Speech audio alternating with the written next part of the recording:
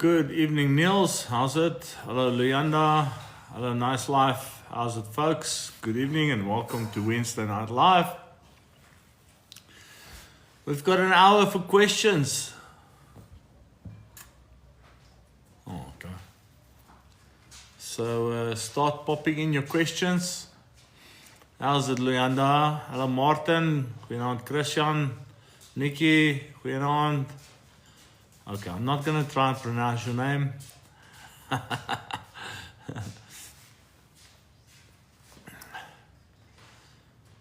Anna Makuna. Good evening. Hello, Nikki. How's it, folks? Pop in the questions. Let's see if I can give you some information that will help you with your financial planning, financial situations. And let's see where we get to tonight. How's it, Sam? Good evening. Seems like it's a cold night across South Africa. People are hiding.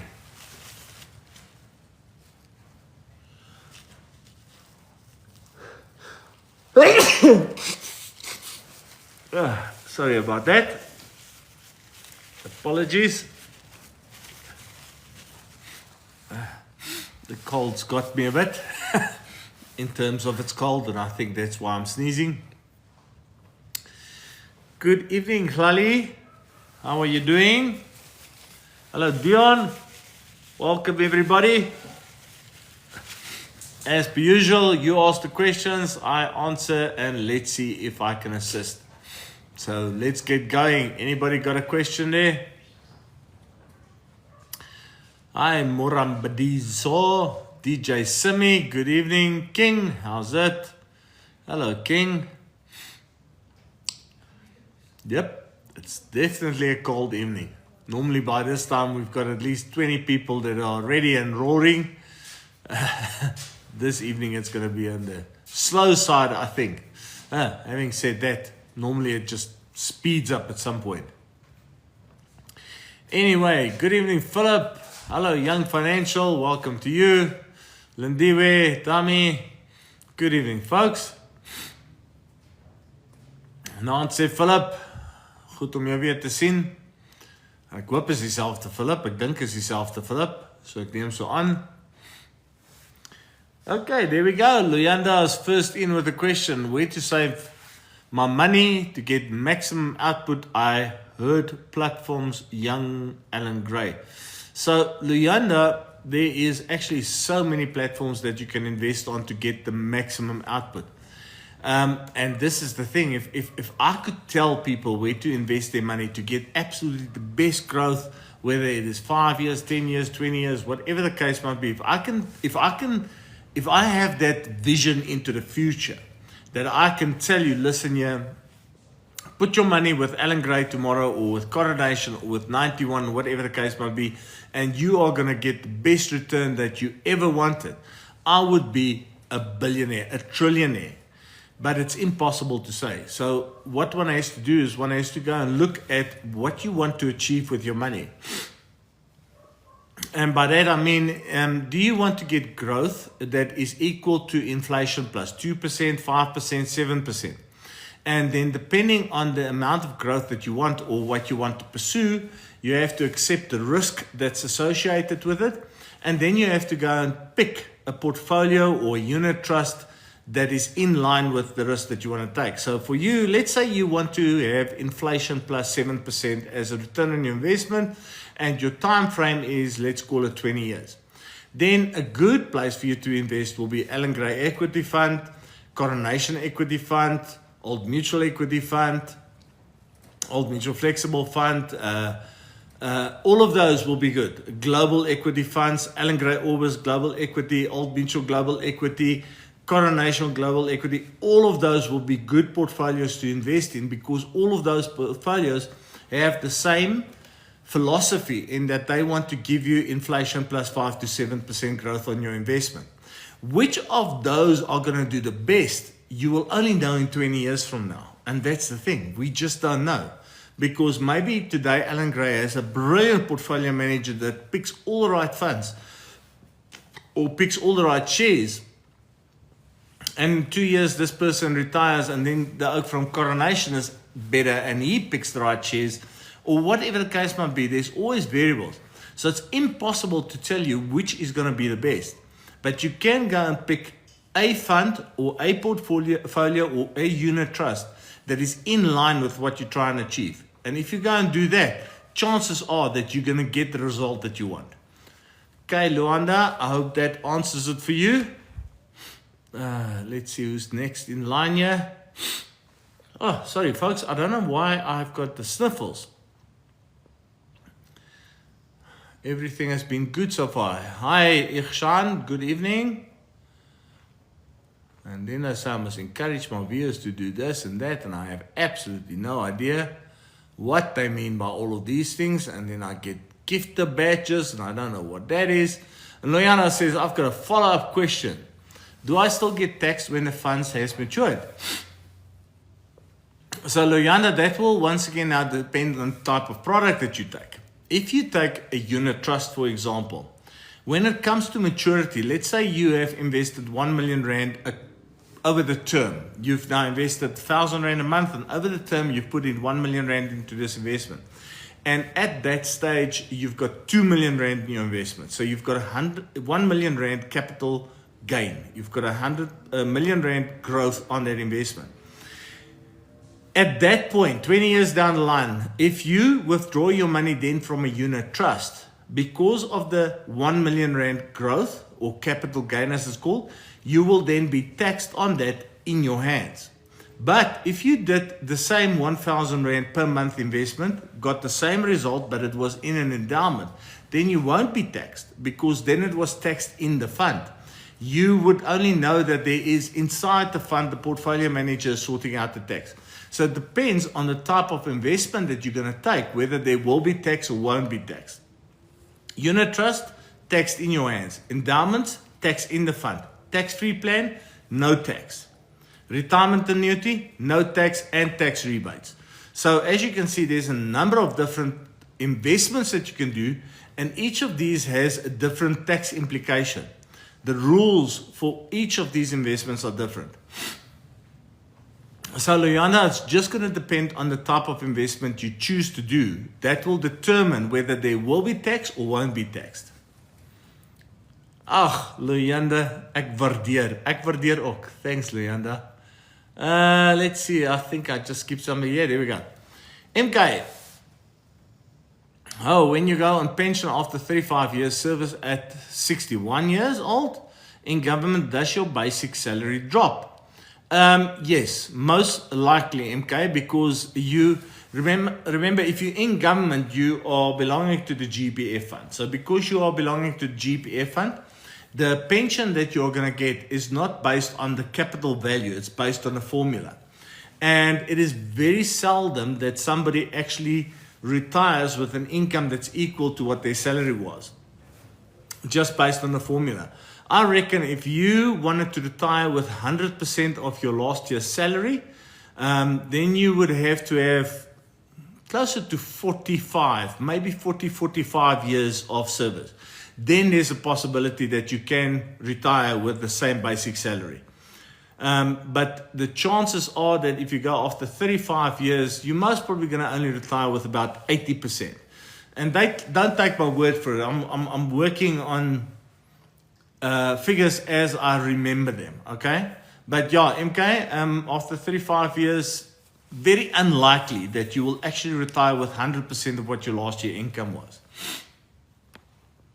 Ikhshan says, hi Kunai, is it better to have multiple RAs or just one or two? Let's say the money you would have. So Ikhshan, with regards to retirement annuities, it doesn't really matter whether you've got one retirement annuity or whether you've got 10 retirement annuities. What matters is what happens within those retirement annuities. If you've got, let's say you've got 4 different retirement annuities with 4 different companies, the portfolios, by some or other miracle that you are invested in, all 4 of them is going to give you exactly the same return on your investment. The costs are most probably going to be pretty much the same. So it doesn't matter whether you've got 1 or 4, the end result is going to be the same in terms of what you're going to get at the day that you go into retirement. But if you've got one retirement annuity, let's say you've got one retirement annuity and it's with Sanlam, then when you retire on that point, you have to exercise your retirement option on that entire amount. But if you've got 4 different retirement annuities, Liberty, Old Mutual, Sanlam, and Momentum for argument's sake, then you actually have a bit of a choice. You've got some flexibility that you can retire this year from Old Mutual, next year from Momentum, then 3 years later from Liberty, and then 5 years later from Sanlam. So then you've got a bit of flexibility. It helps a bit with planning. But honestly, in terms of whether you should have 1 or 4, not really a big thing. I think where it does come in is that sometimes some companies, not sometimes, there's always a difference in costs between the companies. And these days, companies offers bonuses on retirement annuities. So I would say if you go and pick one retirement annuity with a company that gives you the best cost and the best bonus structure, then I would rather go with one company only. Okay, so it's a bit of a 6 of the one, half a dozen of the other question or answer. But yeah, I would say at the end of the day, just start saving. That's the most important thing. Don't worry too much about the result in 30 years from now. Start saving now. There we go, Ihsan. Tian. Yes, Tian, I haven't heard from my mate Tian Hirselman for ages. So for a second, I was hoping it's him that's come on and asked the question.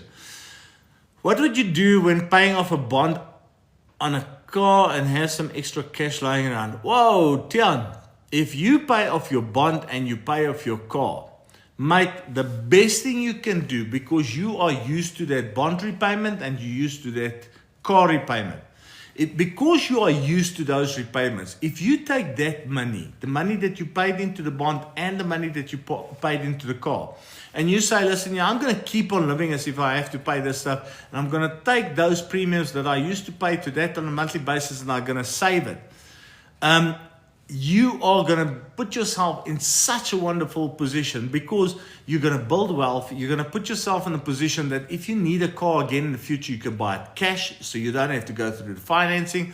If you want to sell your house and buy a new house, you're going to be able to buy it cash and you don't have to pay all those interest. If you don't do any of those, you're going to build up more than enough capital to get to retirement. So that's the first thing. You just have to start investing or saving those monies that you were paying to a bond and that you were paying to the car payments. And you are going to make your life so much better into the future.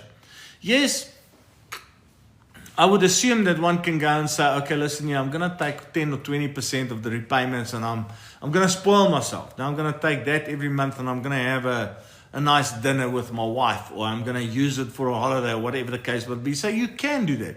But the ideal would be to go and invest that money. And where you're going to invest it is going to be determined at that stage as to where you are in your life, what your personal income is, what your personal taxes is, what is going to be the best investment for you, etc., etc., etc. So that's a whole different planning session. But that's what I would do. If I have paid off my bond and my car, I'll take that extra money, and instead of spending it on nonsense, I would go and invest it. Obviously, if you've paid off the car and you've paid off the bond and you've got extra debt, then that's the first thing you have to do. Settle that extra debt. And then you take those premiums and you settle the debt, and then you start investing the money. Okay, Tian, hope that helps, matey. Pay it off quicker or use the cash for something else. Tian, just to come back to that, I would say you pay off the car and you pay off the house first. Because I don't know what the exact figures are these days, but bond repayments is normally at about 10.5, 11%. And car financing is about 11, 12, 13% round about there. So if you pay off those things, you are effectively, let's say your bond is 11%, let's say your car is also 11%. You know that you're saving 11% in interest. I cannot guarantee you that if I do an investment for you that I'm going to give you 11% return on investment. So by paying that off, you know you are saving yourself 11% in interest. Because in order to make it better to rather invest it, you must be an investment that's going to give you a 12% growth on investment. And because nobody can guarantee you that 12% growth on investment to get a 1% net profit, so to speak, over interest repayments versus growth, I would say you just pay off the car, you pay off the house, you know that you've saved that money or that interest, and that is a better investment. As much as it might sound ridiculous, it's a better investment than actually to go and invest the money and hope for a 12 or 13% return. Okay, MK, pleasure, MK. Philip, at maturity of RA, can you leave it growing till needed? Yes, Philip, you can. If you have a retirement annuity, it actually doesn't matter when you stop paying it. It matters in the sense that because you stop paying it, you are not contributing anymore. So you don't have extra contributions going into that retirement annuity. And you do not get growth on those extra contributions. But if you stop paying a retirement annuity, okay, the money lies there and it still grows at the same rate that the underlying portfolio is growing. So let's say, for argument's sake, you get to the age of 55, you stop paying your RA and you just leave it there. It will keep on growing and will grow until the day that you actually decide to retire from that retirement annuity. At that day, the growth will stop because you will take the money out of the retirement annuity, whether you take 1/3, 2/3, whether you take the entire amount to buy yourself income, it doesn't matter. And then it will start growing again if it is in a living annuity. If it's not, then obviously you just get a guaranteed income. So yes, absolutely, if you stop paying a retirement annuity at maturity, you can just leave it to grow. And here's the other thing, if a retirement annuity gets to maturity, you don't have to actually stop paying it. You can actually say, but listen here, I still want to contribute, I still want the tax rebates, I still want the extra money to go in and get growth on it. So you can continue paying that retirement annuity. So that's also an option. Maturity does not mean it's the end. I have to exercise an option, I have to stop. No, you can just carry on with it. So it's been made a lot more flexible and it helps a lot when it comes to planning and making sure that you've got enough. There we go, Philip. Okay, now we're going to jump again 120 spaces. Sorry folks, just need to go back here. There we go, there we go. Philip again, if pension is not needed at retirement, can you keep it growing in that company? Yes, Philip, exactly the same answer as that I've just given you with regards to retirement annuity. You can leave the money in the pension fund with the company and you can take it when you're ready to take it. So you can resign from the company, you can go and play golf every day of your life. You can live with whatever savings you have and just leave it there and it will keep on growing in that company's fund. The only thing that differs from the retirement annuity is you cannot contribute to it anymore. Because you're not working for the company anymore, you cannot contribute. And if you work for a company and let's say their retirement age is 63, you get to 63, they say, okay, this is where it stops. You have to, retire because that's what the rule says. You might be able to continue working for the company, be that on a contract basis, whatever, but the pension fund contribution stop because the company's rule says it stop. But you can still leave the pension fund there until you are ready to take it. There we go, Philip. I hope that helps. Shane, I bought a house for 4 million and invested my money into my bond. And you're 3 quarters completed. Shane, fantastic. I don't know how long it took you, but mate, congratulations. Anybody that buys a house and pays it off quicker is saving themselves tens, hundreds, millions in interest. So well done, Shane. Congratulations, mate. Webster. Hi, Corne. What is your opinion of these days digital bank like Discovery and TymeBank? Oh, for a second I was wondering what's these days digital bank. So TymeBank, I don't know. You know what? I'm always worried about these. I'm always worried about new investment companies, new banks, new companies. anything that's new and has not proven itself. Okay, so I know that Time Bank offered some fantastic interest rates a few years ago. I've got a client or two that invested their money there, put it into savings account, got fantastic interest rates on their savings accounts. But when I spoke to them again late last year, it was not so fantastic anymore. My concern is with a company that is so new, such as Time Bank. Like I said, they haven't proven themselves. I don't know what the philosophy is, why they are able to give such high interest rates. With all due respect to these smaller banks, is how can you offer an interest rate that's 2 or 3% higher than one of the big banks? Yes, I know the big banks, because they're bigger, they've got more expenses and whatever the case might be, but they are established. They're solid. You know when your money is there, it's good.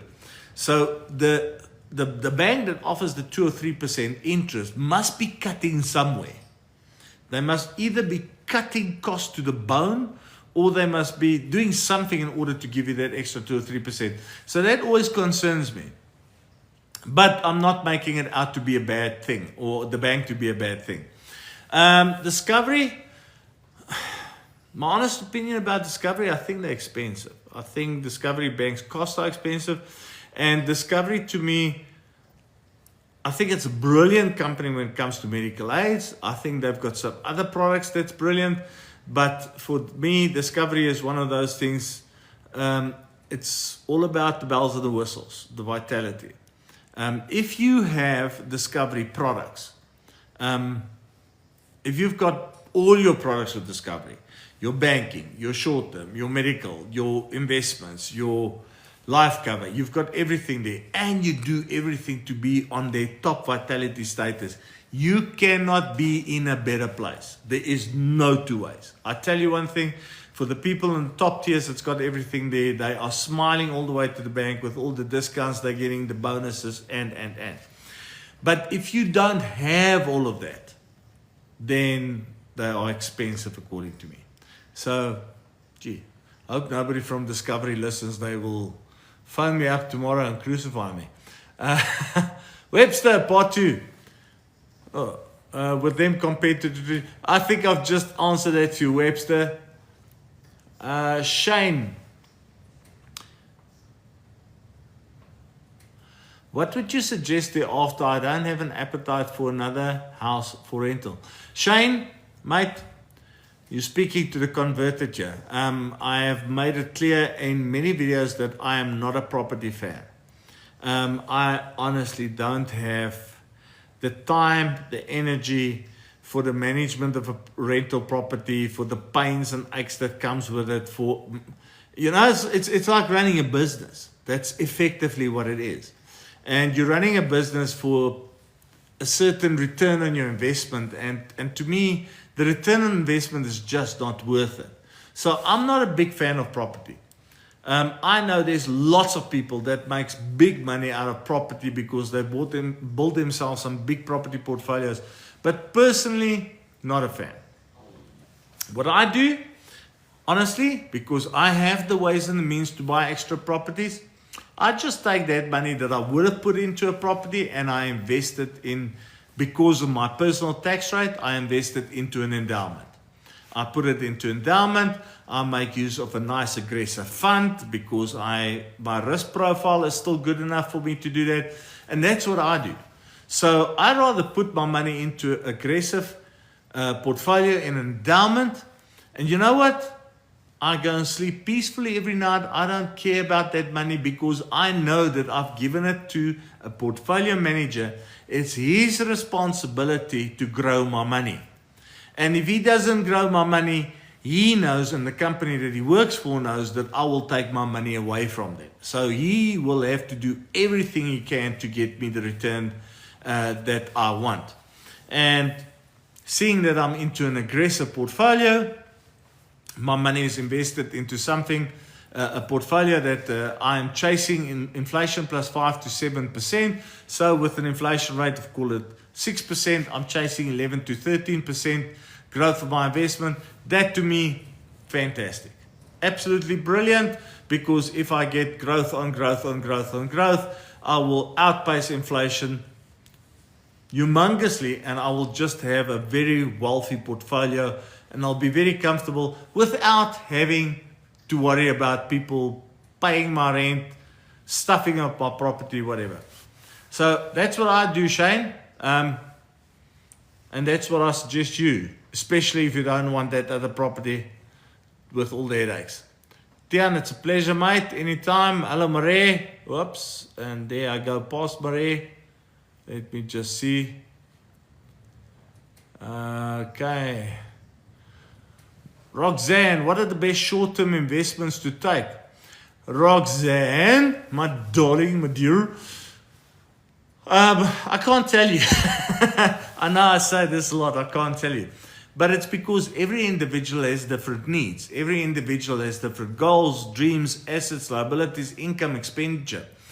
If you have a lot of debt, the best short-term investment is most probably to take any extra money you have to go and pay off your debt. That is the best short-term investment.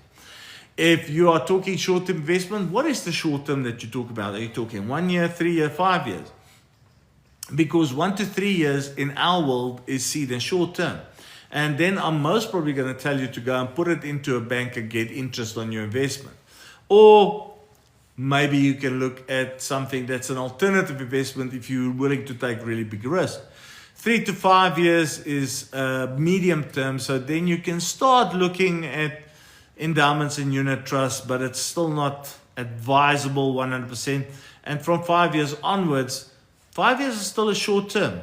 Then you can really start going into aggressive funds. So it's very difficult to advise people on a question like that as to where to go and invest your money, because it's all dependent on your personal circumstances.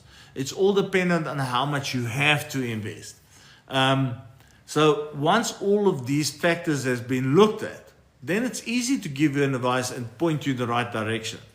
But I cannot, based on this question, just say to you, okay, take your money and go put it into company XYZ, into fund ABC. Sorry, Roxanne.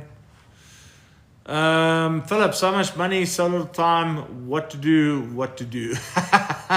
Philip, if you've got too much money and too little time, speak to me, I'll help you.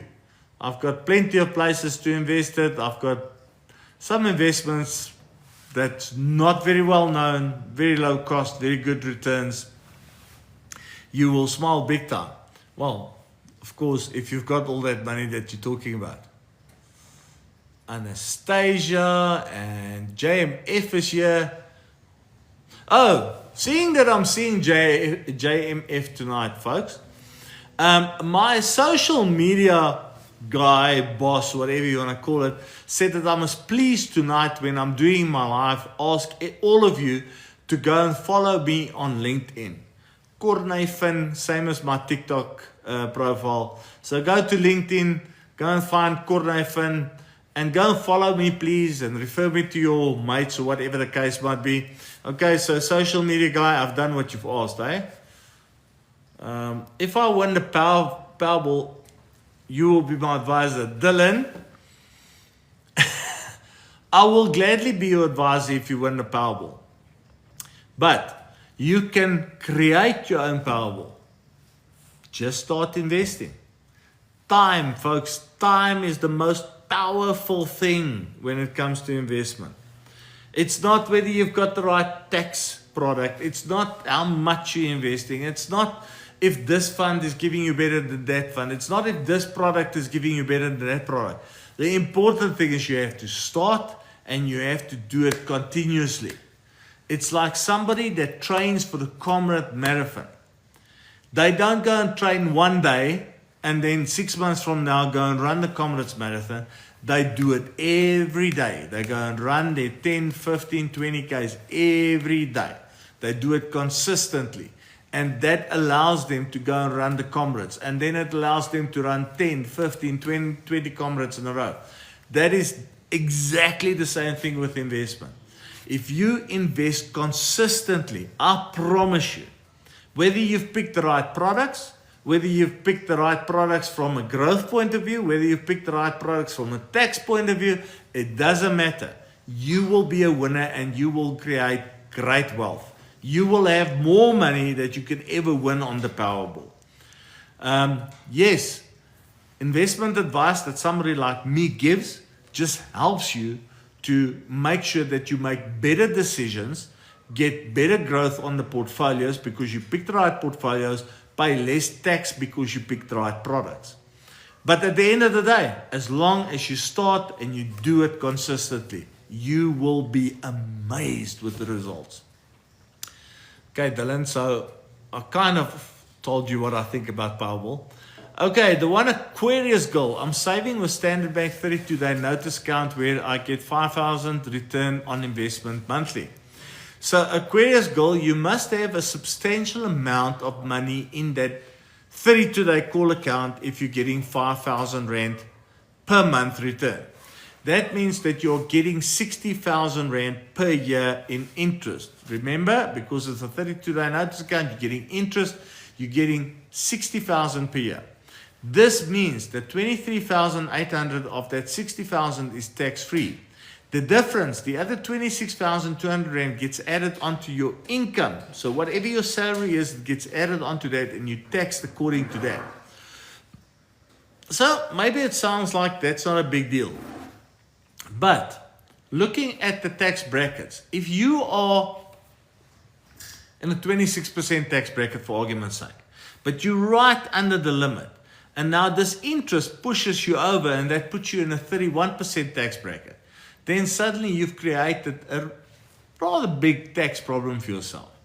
And I don't care which bank we're talking about, their interest rates are never so spectacular as everybody says. And after the tax has been taken off, even worse. So I will advise you to go and get some good advice and to take the money out of your 32-day call account, not take it out, leave enough in the 32-day call account to be an emergency fund. And you should not need more than 300,000 in an emergency fund. That will be more than enough. 300,000 Rand is just about where you get that limit of 23,800 Rand interest. Leave that there, take the rest, go invest that in a proper investment where you're going to get the same growth as what you're getting in interest in the bank or better, but you won't have to pay the tax. So I hope that helps you, one Aquarius goal. Webster, it's a pleasure. Oh, Aquarius goal. Yeah, okay, so let's just go back to your question. I don't know if that's a good return on investment because I don't know how much you've got in that investment. So I don't know whether you're getting 8 or 9 or 10 or whatever percentage. But irrespective of the percentage you're getting, the fact that you are paying tax on the interest makes it not such a good investment. So go find a different investment that will suit you better from a growth and a tax perspective, okay? Webster, Cornay, do you know of a legit website where one can view your credit score? No, Webster, I don't. Sorry, mate. I do. Sorry, I'm lying. I do. I believe if you go onto what is called LexisNexis, I believe you could go and check your credit score there. I'm not 100% certain. I think I'm right. But go and check out LexisNexis. And if you don't get it on LexisNexis, ask any accountant. They should be able to give you a pretty good website. Let's see, JMF. Wait, hang on. Where were I now? Okay, there we go. There we go. Himal Gangaram, BT endowment, you will be liable for tax on your interest. I'm not sure what you're saying here with BT endowment. Sorry, folks, I don't always get all these abbreviations and everything. BT endowment or BEAT endowment, you will be liable for tax on your interest. On an endowment, you will not be liable for tax on your you will not be liable for the tax on the interest that you get in the endowment. No. There is capital gains tax in the endowment. And yes, strictly speaking, it's your CGT, it's your capital gains tax, but you don't feel it and you don't see it for the one simple reason that the company that you've got your endowment with they sort out that CGT with SARS. So that portfolio manager pays that taxes on CGT on your behalf. You don't see it, you don't feel it.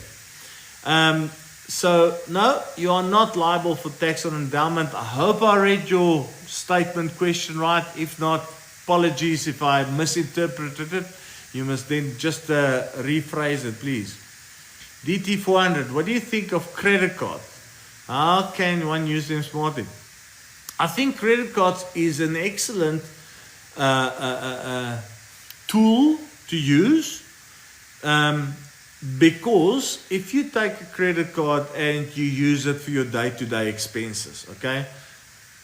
I mean, everybody accepts credit cards. You can draw money from any ATM with a credit card. So it is very nice to have a credit card because it's so easy to do your transactions with it. But, and this is the but with the credit card, the interest rate is humongous.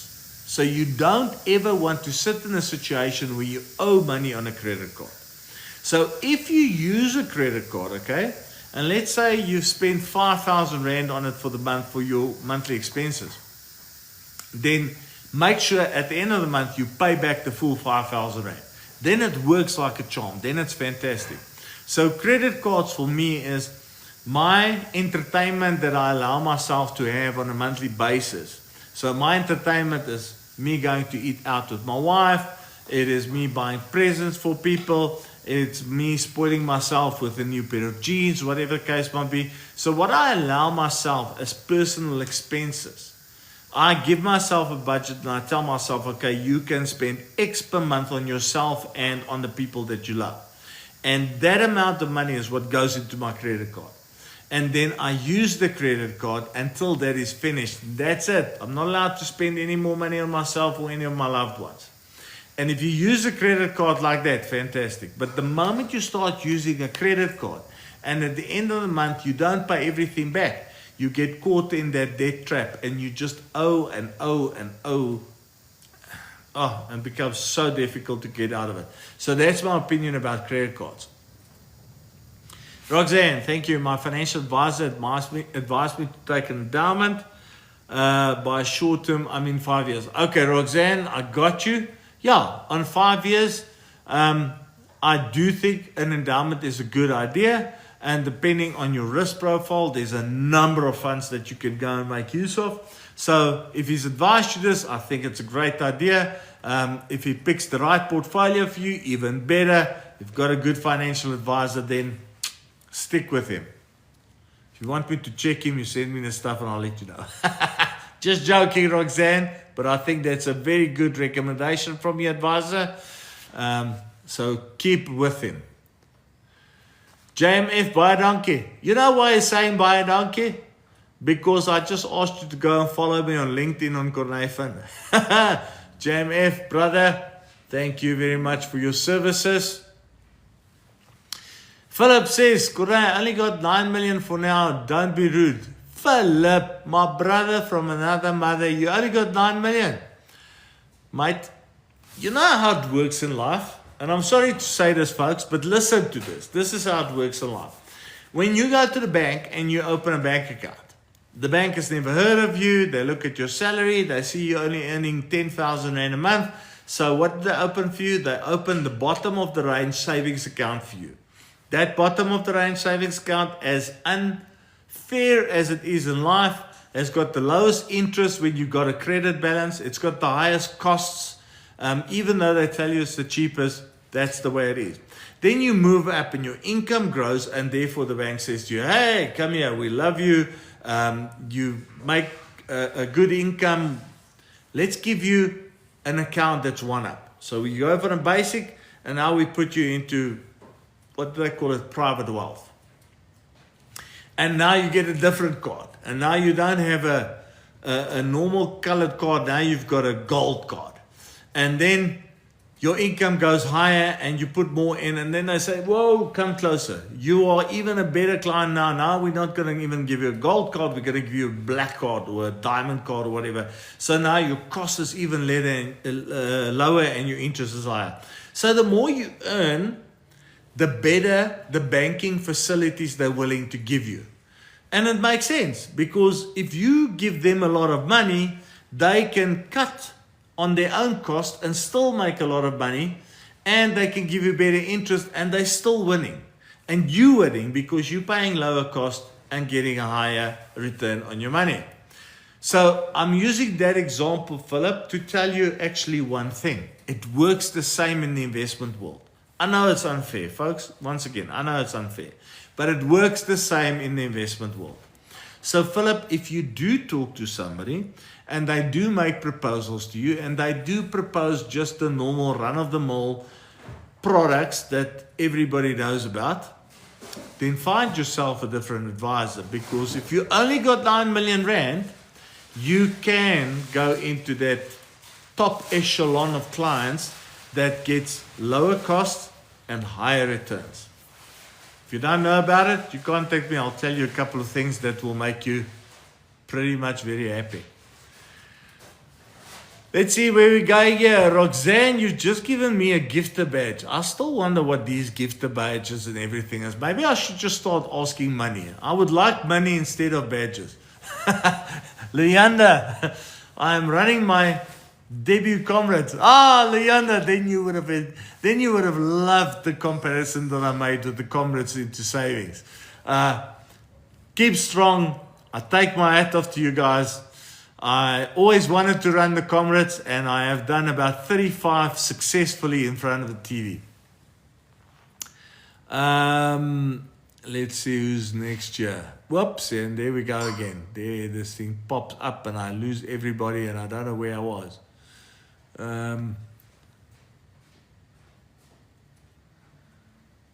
Okay, folks, just a second. I'm almost there. Experian. Thank you very much for mentioning that to Webster, I think it was. Your banking app for credit scores, I believe that's possible. I've never checked myself. The Optimum Aquarius Gold Send a Money Gun. This is getting ridiculous. I'm getting all these things that I don't know what the heck it is. Can somebody please educate me? Philip says, I'm at Capitec, fees are 65 Rand per month. Happy days. Oh, Philip, absolutely. Absolutely. Look, as far as I know, Capitec has the lowest bank rates irrespective of what your status is. As far as I know, they're not offering the best interest rates anymore. They used to, but not anymore. Just what I've heard. I do not specialize in banking products, so I won't even try and make myself out as a specialist on something like that.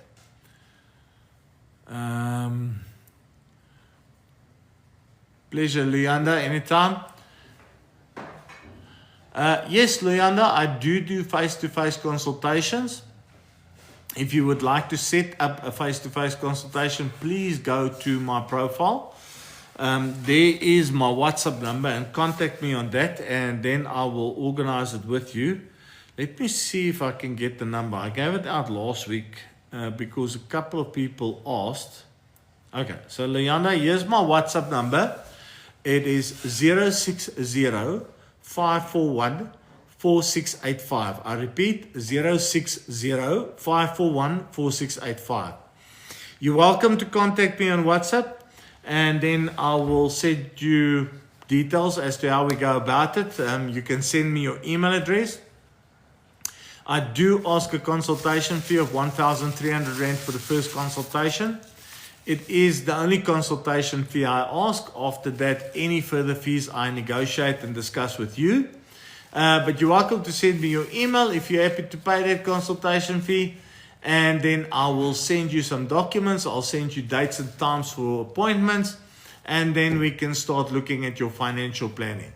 And if 1,300 Rand is a bit rich for your blood, I've got 10 advisors in my company who I educate, who I train. And they do consultations at 450 Rand a consultation, so you're more than welcome to contact us. Leander, thanks Tamsin, appreciate it. Bussy, I wonder if you're the same Bussy that worked with my wife, and if you are, How's it? I haven't spoken to you in forever. Hi, I'm a new graduate and just started a job. Little north of 20K, what's the first step? Okay, so Busi, you're not the same Busi because Busi is a bit older. I'm a new graduate, just started a new job, like just north of 20K, what's the first step? Okay, so Busi, here's the real first step. The first step is you must start working on a budget, okay? If you do not work on a budget, very few people working without a budget ever get successful. So you want to work on a budget so that you know exactly how much you're getting in and what you're spending your money on. Because if you know what you're spending your money on, you will know what is waste and what is need. So that's the first thing, work on a budget. Then the second thing is, in your budget, you must pay yourself first. So pay yourself first means if I take home 20K, I want to take at least 10% of that, 2,000 Rand, and I want to invest it. I want to save it. Don't worry for now about where you're going to invest that 2,000 Rand, where you're going to save it. You just want to save it. Whether it's a bank account where you put your extra 2 grand a month in, or whatever the case might be, just start doing it. Because that 10%, that 2,000 Rand that you start putting away is the money that is going to build you the wealth that you need into the future. That is the stuff that is going to make you wealthy, that's going to make you rich. So you want to work on a budget, that's number one. Number two, you want to start putting away 10% to pay yourself first. Number three, you would like to build up an emergency fund. Doesn't have to be a lot. As you're earning 20K a month, 20K is already sufficient.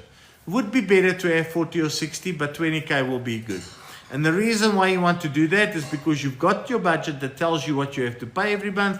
You are putting money away for yourself into the future where you're creating your own wealth. And now you need the money that something goes. Your car tires blow out or whatever, and you need extra money. That's what the emergency fund is for. So if you follow those 3 steps, okay, you are well on your way to becoming very wealthy. Having said that, one of the good things you can do is you can talk to a financial advisor that looks at planning from the same perspective, and then based on that planning, then starts working out what you need to save in order to get to retirement at a certain age based on what you want to reach, what goal you want to reach, whether you want to retire at 55, 60, 65, whether you want to retire with 20 grand, 10 grand, 50 grand, whatever the case might be. So that once one knows what your goal is into the future, what you must do to achieve that goal. Busi, if you follow those steps, I promise you, as a new graduate, you will turn around in 5 years' time from now and you will be, oh man, you're going to be 200-300% ahead of all the other graduates that you graduated with. They are all going to be struggling and in debt, and you are going to be sitting comfortably. Okay, Busi. Busi, so basically the first step to safe investment is exactly what I told you now. Don't worry too much about where you're going to put that 10%, just start saving it. Once you have started doing that, the budget, the pay yourself first, then you can start worrying about what is the best investment, okay?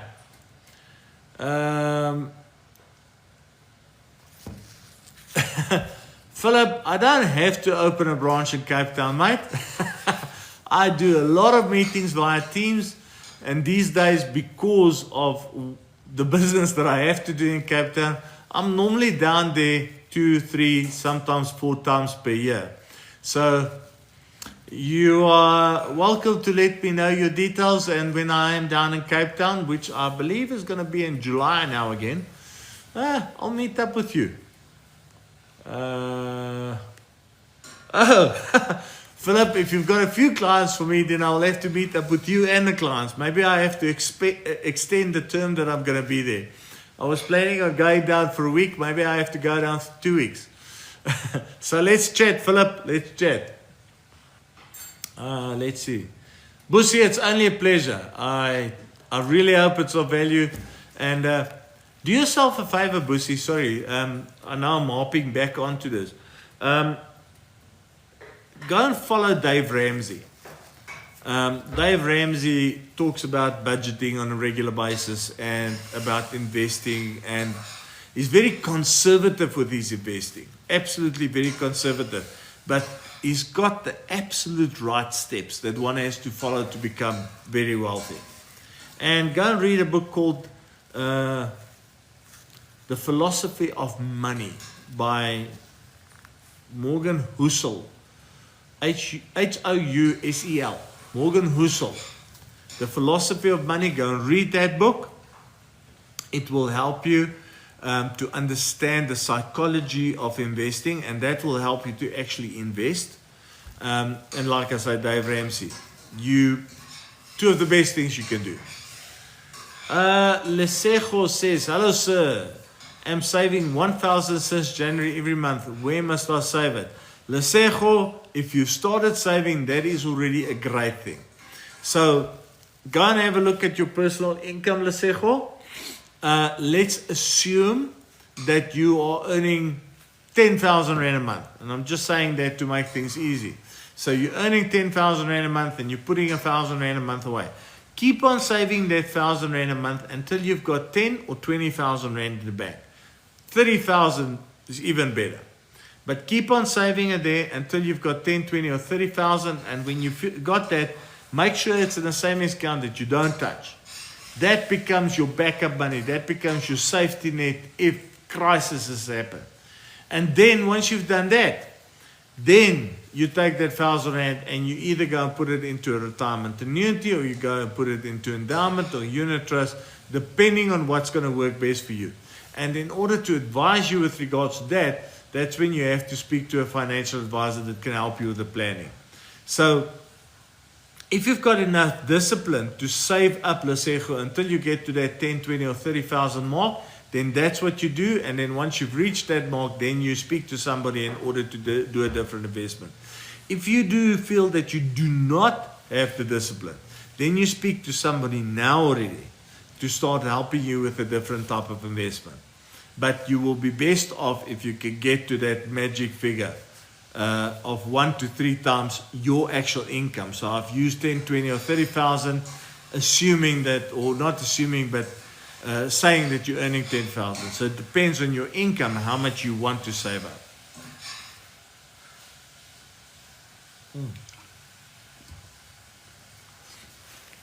Does all life annuities grow at 5% per annum, or can it be negotiated? Philip, life annuities, you decide on the increase that you want on it. You can have it stay level for the rest of your life, or you can increase it by whatever percentage you choose. Obviously, you can't increase, I think the maximum is 20%.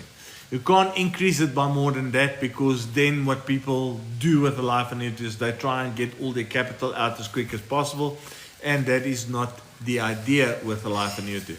So you can choose for yourself what that growth is, or that income escalation that you want on a yearly basis. It is not limited to 5%. Did I miss something? No. Oh no, I just see that there's 1 or 2 badges coming around again, and I have absolutely no idea why.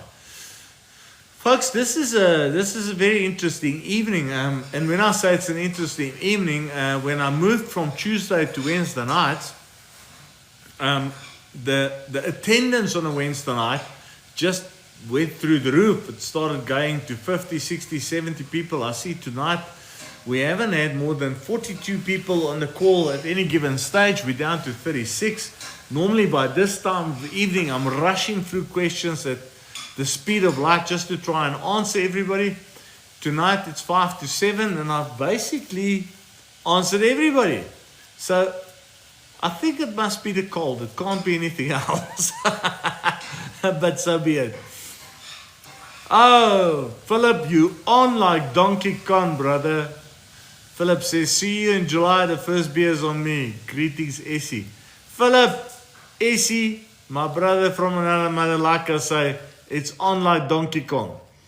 But it's going to cost you more than 1 beer. But I can drink a lot of beer. There we go. Let's see.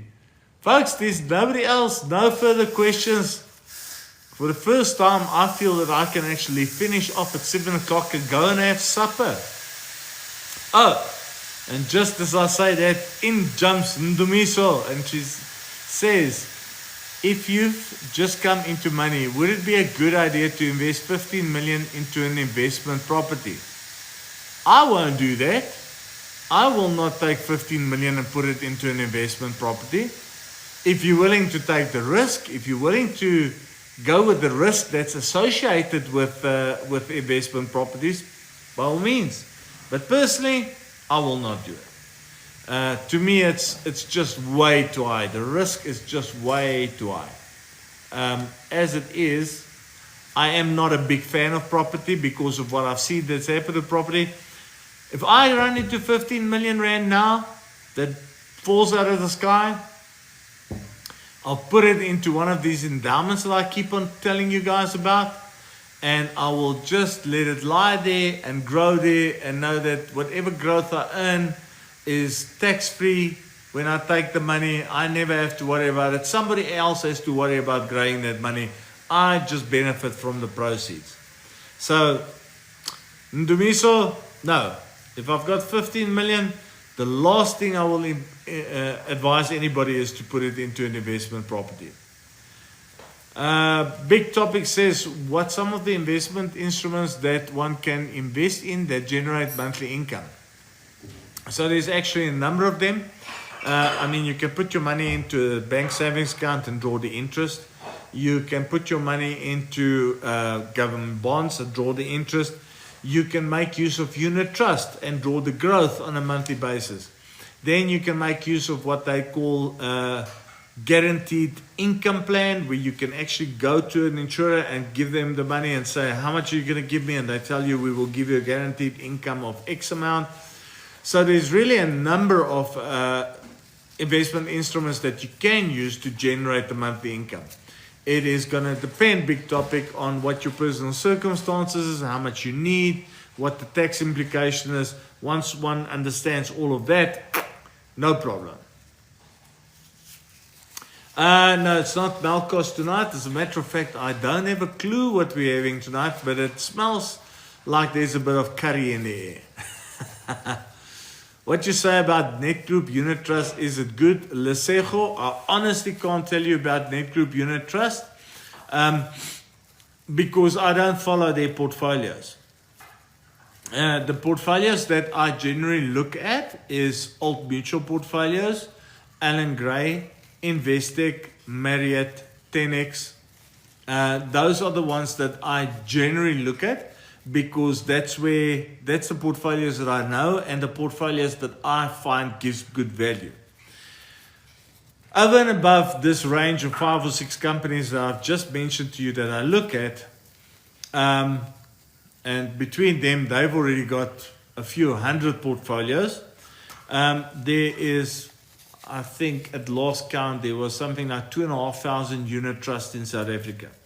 So you can't follow all of them. And therefore, I don't follow Net Group. Net Group has never jumped out to me as a investment company that gives fantastic returns. They had one good investment a few years ago, and it was like for 2 or 3 years that everybody talked about it, and then nobody talked about it, so I don't really know. I'm sure they must have some good unit trust. I just personally haven't checked it out. And what you can do is you can just Google them, see what the returns are, and then compare it to a couple of other companies. Make your choice, or ask somebody that is in the industry to compare what they have to what that financial advisor normally uses to see if it's good or not good. Last one for the evening. Where can we follow these investment groups? Oh, you can just go on Google. Type in Old Mutual on Google, and they will take you to a website where you can go and check out all their portfolios and all the investments. Do the same for Sanlam, Liberty, Allan Gray, Marriott, 10X, you name it. You literally just have to go on Google. You will find the websites for all these companies, And on their website, you will find all the unit trusts, all their portfolios, and you can go and check it out. Some of them got nice tools where you actually go and can put in different unit trusts or different portfolios to see how they compare against each other. There is so much information. It's actually an overload of information, and I think that is why a lot of people don't do the investigation. As a startup venture, can I manage to do my own tax filing myself? I'm sure you can, Big Topic. Personally, I don't know. I don't do my own tax returns. To me, it's too much of a nightmare. But yeah, absolutely, I'm sure you can. Okay, folks, that's it. It's 7 bells. I've answered everybody for a change without having to rush the last 10 minutes. You must have a spectacular evening and a wonderful week, and I'll talk to you all again next week, Wednesday. Keep well, everybody. Thank you for attending. Cheers.